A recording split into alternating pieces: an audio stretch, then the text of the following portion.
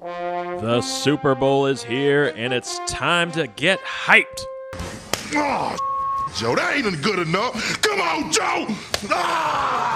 Thank you, baby. Thank you. You're making blood come from my damn mouth. That's what I'm talking about, baby. You gotta make blood come to the mouth. You can't just smack me and don't hit me hard. That's bullshit. When you hit a motherfucker, you hit that motherfucker. Let's kick their ass, motherfucker. Kick their ass. Let's go. Yeah!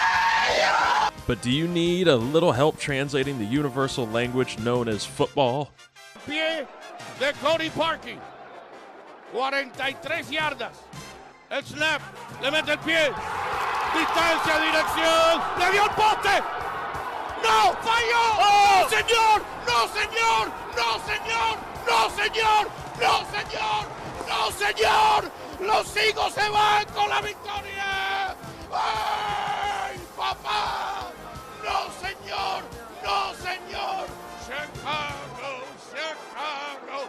A game that'll make you go from this. We're going to kick you in the teeth, all right? And when you punch us back, we're going to smile at you. And when you knock us down, we're going to get up. And on the way up, we're going to bite a kneecap off, all right? And we're going to stand up. And then it's going to take 2 more shots to knock us down, all right? And on the way up, we're going to take your other kneecap, and we're going to get up. And then it's going to take 3 shots to get us down. And when we do, we're going to take another hunk out of you. Before long, we're going to be the last one standing. To this. When you see your players give all that they have and you lose that way, it's tough. You know, you don't want that for them. So, but we'll be better for it, you know. Well, forget analysts like Michael Irvin. Oh my God, this is what's wrong with today. The young ladies today, they're not learning from mom how to cook. We're losing recipes, and now we're going to lose Peyton Manning's knowledge. Or the Manning brothers. Let's go to Peyton. He's going to break down that touchdown. Can't hear shit. Never mind. When you can have analysis like this. That's where. Go argue with Dylan on the YouTube chats.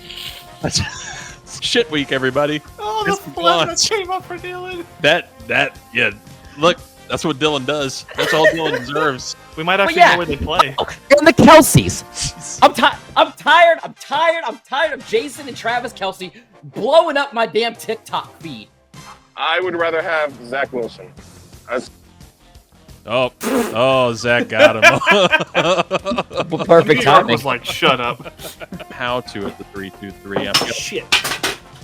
So, I need something to fidget with. Only on the 3-2-3.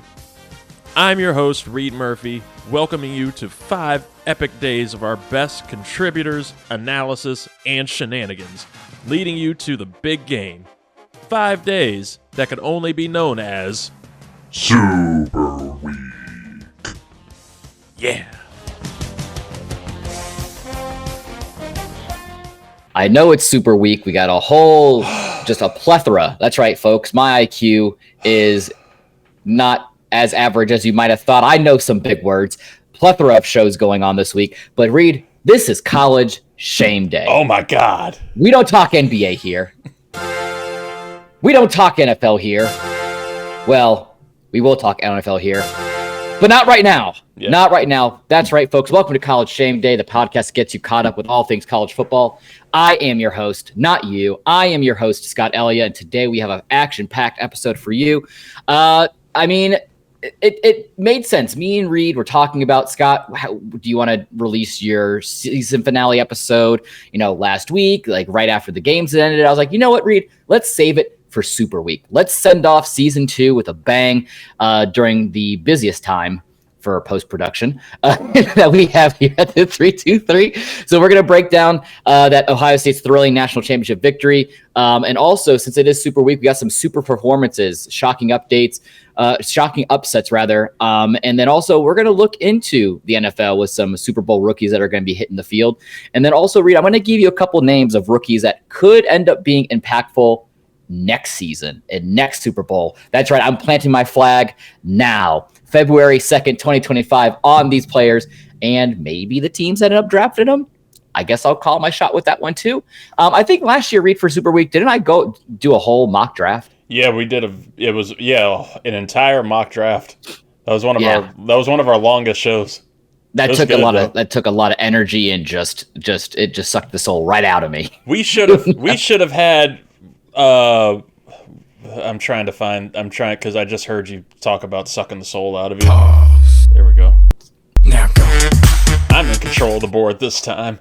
But we should have had somebody we should have, like how we live streamed the NFL draft. We should have had somebody else live streaming our mock draft. That would be great. Or us doing that would be great. We would re-record it and then we would watch it. I would. You know what? We'll talk about that after the show because I have a couple ideas swirling in my brain right now. But first up, folks, the national championship recap of Ohio State defeating Notre Dame 34-23. Ohio State is your 2024 national champion.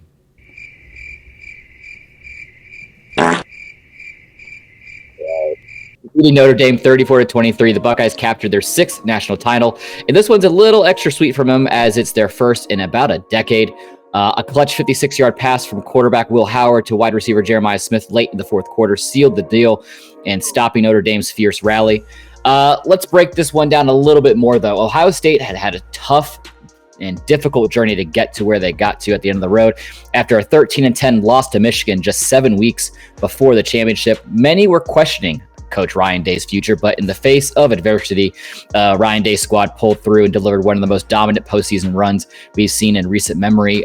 For you, Reid, what does this victory mean for Ryan Day's legacy? I mean, is this a definitive moment for him as a coach in Ohio State history, or is it just still, hey, it's still Ryan Day? Can it be a little bit of both? Can it be a little bit of both there? Because I think it's where. Obviously, this is huge for any coach and great for your legacy no matter what, but we've seen what the patience level is for not only fan bases, but for, these athletic boards and stuff, where, sure, somebody's going to win the championship. Look at LSU and Ed Orgeron and all that, and the success that they had, and boom, he's gone within, 2 years? 2-3 years. Obviously, there was a little bit of controversy there around him, too, but, if he won 2 chips... If he won 2 chips, I bet they would have argued a little bit more. You know what? And you bring up Ed Orgeron. The New Orleans Saints still don't have a head coach, correct? They could pull the funniest thing. He's somewhere and just bring in Coach O as a head coach to come in. I mean, he saw Chip Kelly. Chip Kelly's back in the NFL now. Oh God, yeah. So that's a curious thing too, because this is big for Ryan Day, but. I think it's still, the pressure's not really going to ease up that much, especially if Ohio State if they were to underperform a little bit next year. Imagine they just lose to Michigan again next year. They will. The shit will just hit him again. And all of that will come out again. And if they, flame out in the playoffs, obviously he'll be safe next year. I think a championship buys you a year no matter what. Yeah. But Ohio State's a huge program. It's a huge legacy school. They're going to want him to repeat this. If he can get a second one, boom, yeah, your legacy's, you're all of a sudden you'll be thought of in the same light as Urban Meyer, and you can step out of his shadow officially. But I still think nothing really has changed that much. You've just bought yourself a little more time and a little more leeway. Do you think that Chip Kelly leaving is going to impact them too much? No, and I think this goes back to the whole Ryan Day legacy, right? Like you said, this championship definitely bought him an extra year, but Ohio State is such a storied program that everyone there is like, okay, do it again, run it back. Right. Let's see what you can do. Let's see you can do it again. Mm-hmm. But I don't see this really affecting them because even who else just left for Penn State? Their defensive coordinator, right? Yeah. Yeah, he just left for Penn State, of all people, staying in the Big Ten and playing them.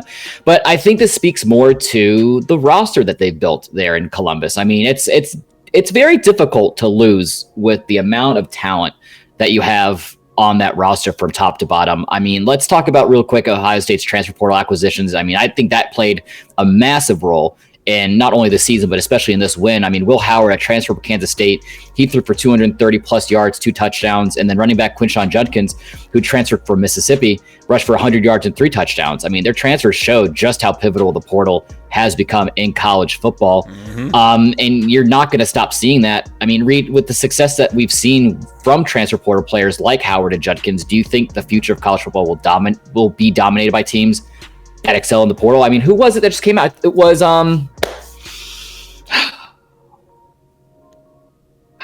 was it what I can't remember who the head coach was, but now it's just a bidding market. So it's like now whoever's in the transfer portal is just who goes to the highest bidder. Like this is the new way, right, for college football. Oh, 100%, and that's why you see coaches leave. That's why you're seeing a lot of the old guard leave, and you're seeing coaches like Nick Saban complain about it, like they didn't, because a lot of these big programs used to be able to dominate the way that they could, i.e. Alabama, because they had the money, they had the resources to do this shit under the table better than anybody else could.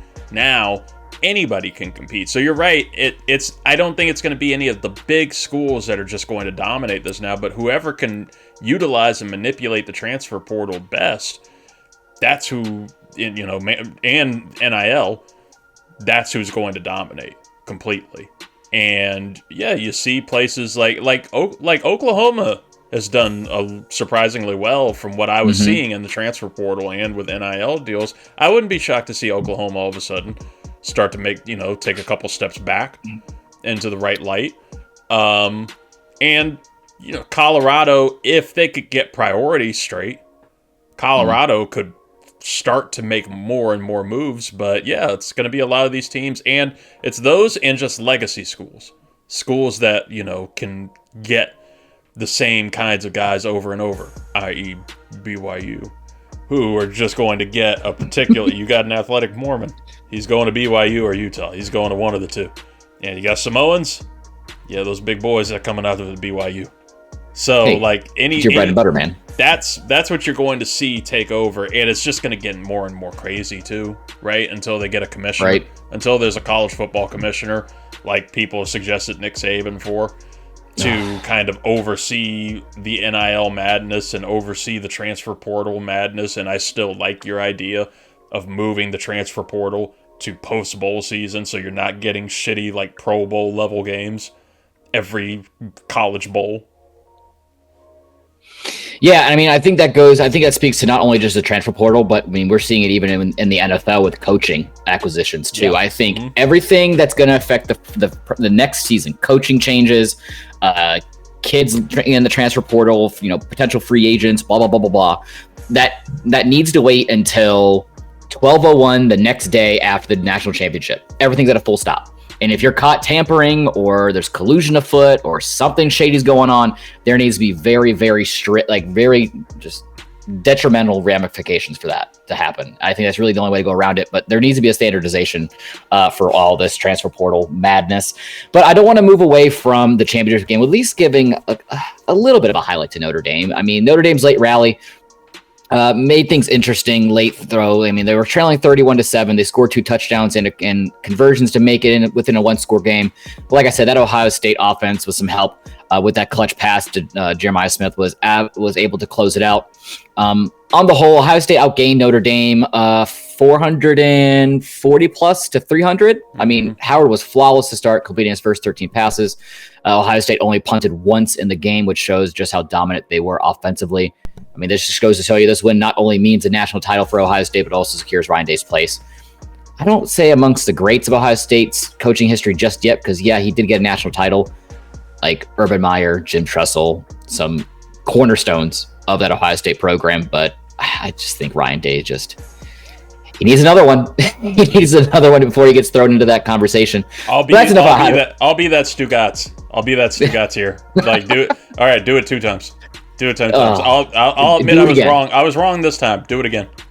Where's Lou Holtz right now? Is there a wellness check on Lou Holtz? Oh my God, there was nothing funnier during that championship than watching the Pat McAfee sideline thing and with their fake Lou Holtz meeting Scott Van Pelt's Lou Holtz. Oh my God, just talking at the same time over the game. Did you see Pat McAfee's Lou Holtz when he interrupted the interview with Ryan Day and Marcus Freeman? Oh yeah, that was yeah. That was so funny. But hey, 2024-2025 and college football season is officially in the books. Championships all said and done. We can finally take a breath. But I felt with Super Week, it's important to go back and look back at the past season for things that are super. because you got the Super Bowl for you in the NFL, but some super performances, some super upsets, some super games of the year. So next up, let's just take a look at some super performances that lit up the season and a few of those super upsets. I mean, Ashton Jeanty of Boise State in week 1 against Oregon State. Jeanty rushed for a staggering 267 yards and 6 touchdowns, setting a new school record for rushing touchdowns in a single game. And then we just saw how much he just went off for the rest of the year. He just did not slow down. Following that up, Travis Hunter of Colorado. I can't believe I'm saying this, but this might be the last time I ever have to mention his name on this show ever again, which I can't. I'm just so ecstatic for. In the regular season finale against Utah, Hunter had 10 receptions for 110 yards and 3 touchdowns on offense, while also recording an interception on defense, an all-around superstar performance, which I feel was what kind of pushed him over the edge to getting that Heisman Trophy this season. I mean, we already talked about him as well earlier on. Jeremiah Smith, wide receiver there from Ohio State in college football playoff semifinal against Alabama. Smith set a Big Ten record with 15 receptions, 210 yards, and 3 touchdowns, a massive contribution to Ohio State's success this season. But we can't forget about the little engine that could with Arizona State and primarily Cam Scatterbo. I mean, unstoppable in that college football playoff quarterfinal game against Texas, rushing for 185 yards, 2 touchdowns, plus 75 receiving yards and a touchdown, despite Arizona State's heartbreaking double overtime loss. And to round it all out, Ricky Hunt of Ohio. Who? Ricky Hunt of Ohio, that's who, tied an NCAA bowl record with 5 total touchdowns, 4 rushing, 1 receiving in the Myrtle Beach Bowl against Georgia Southern.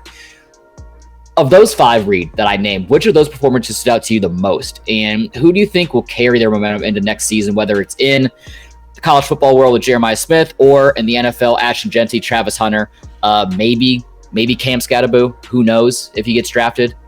Maybe he will. He will. He'll be a 4th, 5th round flyer. Yeah. But are any of those names that you kind of stood out to you the most? Cam, just going on what you said with Cam Scatterbo, like he is going to get drafted, and I've seen like some Commanders fans try to mock him. He doesn't have that NFL speed. It was awesome to see what he did there, at Arizona State, but it's not gonna translate that well. It's gonna be a little Peyton Hillis-ish. But of those names, I want to say Ashton Jeanty, right? We've been loving Ashton Jeanty this whole time, but Jeremiah Smith is really fun. And I think he's going to continue to build a really great legacy going forward. And just look how young he is. He's just going to get better and better and better. So Jeremiah Smith for me is going to be the fun one to watch. Yeah, I mean, especially looking forward to 2025 schedule for Ohio State. The actual schedules haven't been released yet, but the opponents have. And really, if you look at their slate of games, Texas, Penn State, maybe. Other than that, it's a whole bunch of nobody. Right. Grambling, Ohio, Washington might give you a scare. Wisconsin, you could be getting a scare there, especially since it's on the road there in Madison. But other than that, I mean, you go to Michigan. Is he going to drop 5 games to Michigan this year? Maybe. But no, I think you're right. I think it's those 2 names are the ones that stick out to me the most. Each for different reason. Ashton Jeanty, NFL, easily at this point 1st round pick, depending on where he's going to end up. I know a lot of mocks have him going to Dallas. Am I having a stroke? That was 2 fumbles in a row. A lot of mocks have Ashton, including mine, to Dallas. But I mean, I'd love to see him in some burgundy and gold. Just saying. I personally would too. I can tell you one person on this show that if that were to happen, that they would be on NFL.com's swag website as quickly as they possibly could to get an Ashton Jeanty jersey. Oh, immediately, and he'd have the new jersey too. Everything. Jeremiah Smith, I think he is one of my Heisman hopefuls going into next season, so I'm very interested to see, especially with that very player-friendly schedule they have for next year. But it wouldn't be college shame day. It wouldn't be college football without some wild upstates. Week 2, Reid. This is where it all began. Week 2, Northern Illinois pulling off a huge surprise, taking down Notre Dame 16-14, despite being massive underdogs. I believe the line in that game. What was the line in that game? 28. I think Notre Dame was favored by 28. So that was a really great win for them. Fast forwarding to week 6, Vandy stunning Alabama with a win, 40-35. Alabama was favored by 22.5, but Vanderbilt shocked the world, scoring in every quarter of that game. Week 10, Georgia Tech upsetting Miami 28-23. That was your due game. Miami had a lot of squeakers last season that they should have dropped. Virginia Tech, most notably, to end the game there with a non-touchdown pass or touchdown reception by Virginia Tech. But Miami was even favored by 9.5 in that game. But Georgia Tech's defense just stepped up in a huge way. We already talked about this team for a little bit now. Ohio State dropping that season finale against Michigan, 20-17, where they were favored by 20.5. But I guess it didn't really matter. They still got the championship, so congrats. Yeah, I guess so. Wait, I got you again. Yeah, and the round out, a lot of these upsets, ones that stood out to me most notably, another Week 12 game, Stanford upsetting Louisville 38-35, despite Louisville being 21-point favorites. Of the upsets, which one surprised you the most? And do you think it impacted the teams really involved at the end of the day? Like the Alabama game, they don't drop that Vandy game. Do you think you finally see them squeaking into the playoffs if they don't drop that? I mean, Notre Dame got to the championship regardless as well, so... The Alabama Vandy one is by far my favorite, just for all of the shit that just came out of it.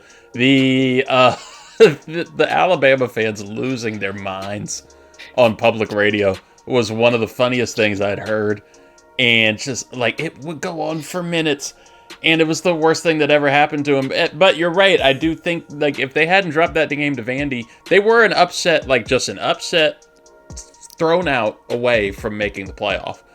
And, they wouldn't have had a case if they had beat Vandy. That probably would have been like, it was like, well, yeah, okay, they're fine. They're the same old Alabama. But I think it gave you a little bit of a concerning look into the Nick Saban shadow disappeared really, really fast. And it just opened people's eyes. So that one was by far my favorite of the season. Right. And I think, not even Alabama losing to Vandy. I didn't want to, twist the knife too much, but you got to remember that they did lose late in the season in Norman against Oklahoma. And Alabama fans were all over our asses on TikTok. I don't know where they came from. I didn't even know they knew how to use a phone. I didn't know Cricket Wireless got TikTok. Oops. And then before we get into some Super Bowl talk that I want to have with you, Reid, and kind of get your thoughts on these, a couple really exciting games that I found this year, excluding the college football playoff, because to me, I would say about 80% of the college football playoff games this year were exciting. From top to bottom. Yeah. I found enjoyment in all of them. But a couple regular season performances. Alabama over Georgia, 41-34. Huge win for Alabama thanks to Jalen Milroe's incredible performance where he threw 370-plus yards, ran for like $115 and two tutties. So congrats there. But we can't let them forget that they lost to Vanderbilt 40-35. The first time that Vanderbilt's beat the number one team in 40 years. Well, Oops. Moving on to Week 11, Arizona State's 28-23 win over BYU. I'm sorry, Reid. Highlighted by Cam Scadaboo's dominant performance and a bizarre finish after Arizona State's fans prematurely stormed the field. That was exciting to see. Moving on to another pair of Week 12 games, the Auburn-Texas A&M fourth overtime thriller, 43-41. Auburn wins there. And then also Week 12, the Georgia's 44-42 win over Georgia Tech is one of the longest overtime battles we've ever seen. Nate Frazier's historic run sealed the victory for the Georgia Bulldogs. I don't know if I'm missing any of the games here, but did any of those games kind of stand out to you, kind of similarly to those upsets that we just talked about? Honestly, not as much as the upsets. It was a low-key season for me, to be quite honest. The one that stands out to me the most is the Vandy over Alabama. Vandy over Alabama. I'll take all. That's the game of the year. Just go ahead, give that. You know what? Let's book it. Give that the ESPY. Game of the year. Game of the year. Shut up, Vandy. But Reid, before we get into Super Bowl talk, I do want to stop really quick and just thank everyone at home. Thank everyone at home for a wonderful season 2 of College Shame Day here. A year of growth. Year of just keep pushing the envelope with every week in and week out. I mean, just trying to find our little niche in the podcast universe. And thank you again, Reid, for giving a little white man here on February 2nd, the Black History Month, a platform to speak his mind. It's literally in the Constitution to do so now. So you got it. Let's go. Reid, it's the Super Bowl. We've made it. We finally made it to Super Bowl week. That's right, folks. And me and Reid were talking about things that I could potentially, provide you all at home looking forward to the Super Bowl. I'm a college football guy. I watch the NFL for shits and giggles. I mean, of course, all my teams lose. The Buccaneers. You're welcome again, Reid. The Seminoles, we lose there too this year. So it's just been a very just downtrodden year in the Ellia household. So there are a couple rookies that are looking to be very impactful this year. Super Bowl, Reid, looking ahead for Philadelphia, a pair of cornerbacks. Quinyon Mitchell, who I would like to remind you, I planted my flag on him months in advance of the NFL draft. And I would just like to be told that I'm right. You were right. Damn straight. In the postseason right now for Quinyon Mitchell, 11 tackles, 4 pass breakups in the postseason. And then on the other side, it wouldn't be Black History Month without talking about the blackest cornerback that Philly has, Cooper DeJean. I mean, you got to look at him on the other side, 15 tackles, 3 pass breakups. I mean, you're going to need people on the outside to really keep Patrick Mahomes at bay, and these two fellas look to be it in Philly. If you had to pick one or the other, starting now, to roll with your franchise, who are you taking? And there might be a right answer here. It's tough because I want to say Cooper DeJean because he has had, personally for me, has been a thorn because I remember in those games, he's a tackling machine. He's a good pass breaker and just he's disruptive. But Quinyon Mitchell it's what you want with a corner. You don't ever want to hear about him unless that corner's getting interceptions and taking shit to the house constantly. If you don't hear a cornerback's name or you don't think about him, he's doing really well. He's doing his job great. So I know that Quinyon Mitchell has had just a stellar season as a lockdown corner. I think I would have to take Quinyon. I'd have to take the quiet future superstar over, the more the phenom, he's firework grit guy. Right, gym rat. Yeah, he's lunch a gym pail rat. guy. Lunch pail guy. First in, last one out. First in, first out. First in, last out.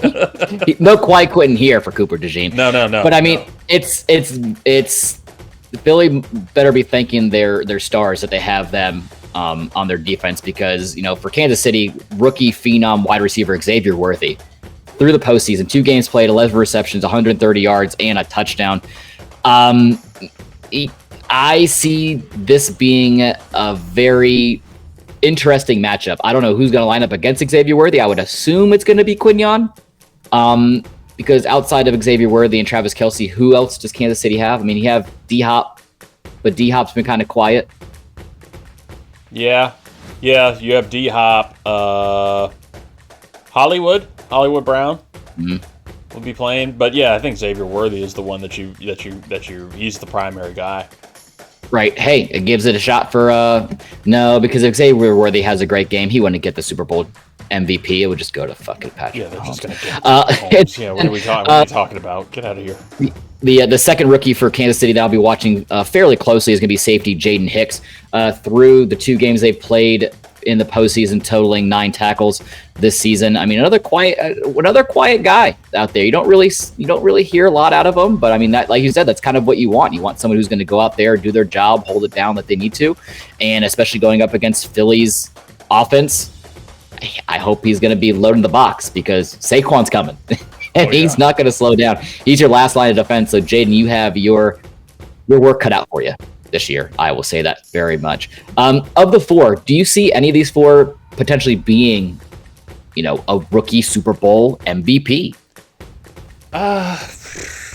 It's going to be really hard for, your defensive play. It would be really hard for one of the defensive guys. Take a couple interceptions, run back for a touchdown. Which I could see, honestly, like we were just talking, if we're talking about somebody who's going to, could make a star impact in one game, I could see if the Eagles win, Cooper DeJean, if the Eagles win, they're going to have to stifle the Chiefs on defense.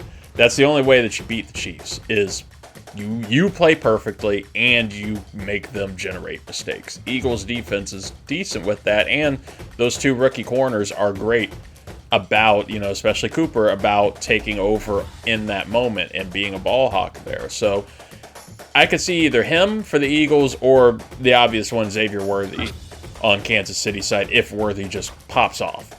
And this is, and like you said, it's pops off in a variety of ways. Maybe he does something on special teams. Maybe he does some little option plays and gets like a big 60-yard run. But he can't do it from all throws from Mahomes, because that MVP trophy will go over to Patrick Mahomes. I don't want to do that. But what I want to do really quick with you, Reid, before we let all these fine. Do the 323 listeners have a name? Have we named them yet? We haven't, actually. We haven't given them a name. This is an interesting, what a discovery we've made here. Huh. 323s? No, it can't be threes. We'll ask ChatGPT later. Readers? But before we let these fine...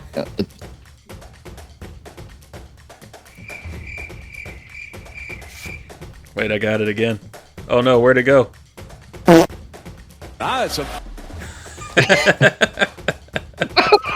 But before we let these fine folks at home go off with the rest of their day, I want to talk to you really quick about 2026 Super Bowl.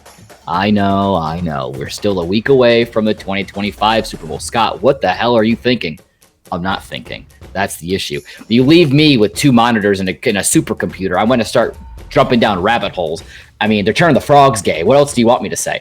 But I'm looking ahead to 2026. We just talked about 4, rookies that are playing this year's Super Bowl that could have a huge impact. I want to look and see what potential rookies could come out next year and be just as impactful. And when I was looking at this, you could Cam Wards of the world, Ashton Genty, the Cowboys. I mean, you have some really great talent going towards the top half of the first round, but how many of those first round teams end up making the playoffs, let alone the Super Bowl the next year? Yeah. Not right. very many. No. I mean, this is where you're looking at the playoff teams where they're picking from, who's going to be around, maybe a second round pick later on in the draft. But I want to roll it out with the LA Chargers. The LA Chargers, I'm going to die on that hill, Reid. I'm going to say Chargers every year until it actually happens. But God damn it, 2026 is going to be the year. I feel they're going to address the wide receiver room this year in the draft. I really feel that Emeka Egbuka from Ohio State could be the guy that they get. I mean, in Ohio State this past year, 81 receptions, 1,000 yards receiving, 10 touchdowns. I know Ladd McConkey's there. I get it. But is Ladd McConkey really a true number one wide receiver in that wide receiver room? He's a 2 lunch pail guy at the very least. I have him a T. Higgins. I have him in the T. Higgins route. A solid 2. A solid 2. Just what you want to see at the end of the bar at 3 o'clock in the morning. A solid 2 waiting there for you. But give me Emeka Egbuka on the outside. Pair him with Justin Herbert. They already have the running game there. You have some great defensive pieces. I think they're a wide receiver away. So if they make it to the Super Bowl, I would say watch out for him. And then the Pittsburgh Steelers. I hate talking about the Pittsburgh Steelers when it comes to playoffs, but they can't keep getting away with this. They keep sneaking in there. I don't know why. And I don't know how they're going to. There's a lot of questions right now in the quarterback room. Russell Wilson's up for contract. Justin Fields is up for contract. I think right now I'm calling Russell Wilson to have a bridging of the parties in Vegas with Pete Carroll now heading the ship there for the Raiders. I'm very interested to see what they do to adjust the quarterback situation. But if they address that later on in the draft, maybe, or go after a Sam Darnold, or hey, Kirk Cousins was always linked to Pittsburgh for a long time. Maybe they go out there and go get brunch time Kirk, and he can be I don't know, serviceable. Can't be any worse than what they already did. But I mean, you have a lot of contracts coming up. I know George Pickens is up for a contract after next year. They had a lot of money you're gonna have to try to spend to keep a lot of their superstars there. But give me Luther Burden III from Missouri, the wide receiver here for the Pittsburgh Steelers. I mean, on the season, 61 receptions, 670 plus yards, 6 touchdowns. I think that would be a fantastic get for the Pittsburgh Steelers. So really want to keep an eye out there. Minnesota Vikings are kind of in a similar situation. But it's on the defensive side of the ball. I don't know how they're going to address their D-backs, whether it's their corners, their safeties. I know Harrison Smith's up for contract. Yeah. Joseph's up for a contract. Give me cornerback Siobhan Revel Jr. from East Carolina here. Yes, he only had 8 tackles, 2 pass breakups, 2 picks this season. But you have to remember, he hasn't played since week 3. He's been hurt. It's not his fault. But I mean, super dynamic player. I mean, 6'3", 193. I have fun passing on the outside to a 6'3" corner. That's all I'm going to say with the length that he has. I'm going to say the Commanders for last, just to edge you a little bit. Hint. Moving on to since we're already kind of on wide receiver talk, give me the Baltimore Ravens here. Wide receiver Trey Harris from Ole Miss. I mean, 6'2", 205. And me, you, Zoo, Luis, we already kind of had this conversation. What can Baltimore do at this point? You have Derrick Henry there. You have Lamar Jackson. You have Mark Andrews and Isaiah Likely, a 2-headed monster out of your tight ends. You have some really great pieces on defense, but where I really feel that they've been lacking is a true, number 1 wide receiver, somebody, a real threat on the outside. I know we've kind of already talked about Tyreek Hill potentially going to Baltimore now that he's been unhappy in South Beach and Miami. I think he could fit in really well in Baltimore. He might have a couple of new baby mamas in Baltimore ringing around afterwards, but hey, he's already too far in. He's already too far deep. But give me Trey Harris, 60 receptions on the year, over 1,000 yards receiving and 7 touchdowns. I mean, am I wrong? Am I totally off base with a wide receiver to Baltimore? No. I mean, that's just kind of Baltimore's thing, right? It's like how Cleveland was taking quarterbacks until they could get one. This is Baltimore's thing. They just take a receiver until you get whoever that superstar is. You're not going to be able to continue to make a franchise career off of, Steve Smiths and Anquan Boldens, these aging, savvy vet receivers. Eventually, you're going to have to hit on one of these star ones. I mean, it's law of averages, right? Right. It's just the way of the universe. It has to happen. Yeah. I mean, they're trying to make themselves like a wide receiver factory, like how some other teams, their whole thing is tight ends, their whole thing is O linemen, their whole thing is running backs. The Ravens want it to be receivers. Eventually, it's going to have to be. Right, and I mean, a similar situation will stay. I mean, it's crazy that we're talking about all these AFC North teams, which is I despise having to talk about them. But I mean, it's kind of a similar situation going on in Cincinnati right now, right? I mean, you got Joe Burrow there. You have Jamar Chase. You have T. Higgins who's already came out stating that he's willing to take less money to stay in a situation like that. And if I'm T. Higgins, he's absolutely right. You're playing for arguably a quarterback that they would never replace. Right. I mean, you have him, Lamar, Patrick Mahomes. I mean, there's only so many quarterbacks in the league that a team wouldn't move off of, and Joe Burrow is one of them. So unless Mavericks ownership took over there. Well, yeah. That's neither here nor there. But I think something that really lacked for that offense, and I think everyone's kind of in the same boat, is that rushing attack. Yes, you had Chase Brown there through 16 games, just under 1,000 yards rushing, 8 touchdowns, or 7 touchdowns rather. But I think it just lacked that pop. I really hope that Cincinnati Bengals not only address the running game, but also the offensive line, because there's always been year in and year out. I don't know what your boy is doing up there coaching that offensive line, but I have them going running back here. Maybe in the second round, get Omari and Hampton out of UNC. I mean, on the year, he made 6 foot, 220, catches the ball out of the backfield. I believe he had two or three receiving touchdowns this year, but on the ground, 1,600 yards rushing, 15 touchdowns overall. I mean, maybe that plays into the fact that he plays in the ACC, which is weak top to bottom. Maybe it doesn't, but I would you rather, if you're Cincinnati, would you rather go running back here, or would you rather go tackle? Because where they're drafted, a lot of those top tackles are already gone. Yeah, a lot of the top tackles, you're going to be reaching for somebody at that point. This running back class is super heavy. I mean, they could even stay in the state. Go with Ohio State's, what's his name, Trevion Henderson? Yeah, Trevion Henderson and everything. Just go for an Ohio connection. Sell tickets. Yeah, exactly. Yeah, I think running back, if you're going to go anywhere on offense, it's going to have to be running back. Chase Brown's good and relatively healthy, but you can't rely on that with a running back year to year to year. Eventually, that pace is going to hit them, and you're going to be facing injuries and needing somebody to step up. They didn't have anybody after getting rid of Joe Mixon. Right. I mean, it's either Chase Brown or 27 over the hill Zach Moss that you have in the backfield. No. Could go down the Samaje P. Ryan route again. Oh God, Cincinnati needs to get away from the retreads of running backs. I mean, hell, Dalvin Cook apparently is playing still. he was with the Cowboys. I don't. Yeah. Go. Yeah. Dalvin Cook. Maybe get a resurgence there. Get Todd Gurley out of retirement. Why not? Why the not? French not? If you're gonna go that route, get Steven Jackson. Get balls to the wall. Ooh. Adrian Peterson's probably got like at least 400 yards left in him. He could just be your third round back. Yeah.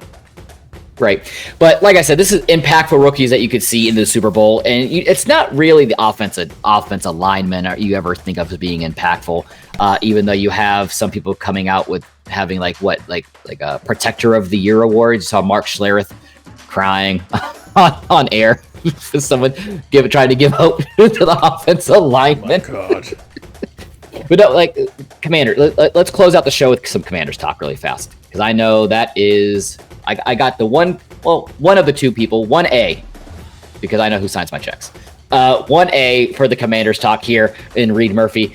I like a shout for edge rusher Jack Sawyer out of Ohio State going to the Commanders. I mean, you're potentially be losing who? Deron Payne. You could be losing...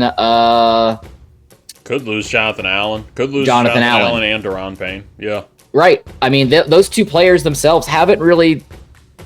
I mean, maybe it was with the old regime. Maybe that's why they haven't really produced as well as you'd hope. But it looks like you might be moving off of both of those. I mean, Jack Sawyer, I mean, I know size-wise, he's really not the prototypical edge rusher that you'd like to see. But, I mean, on the year, I mean, 59 total tackles, 9 sacks, 7 pass breakups, a pick, 3 forced fumbles. I mean, the production was wild.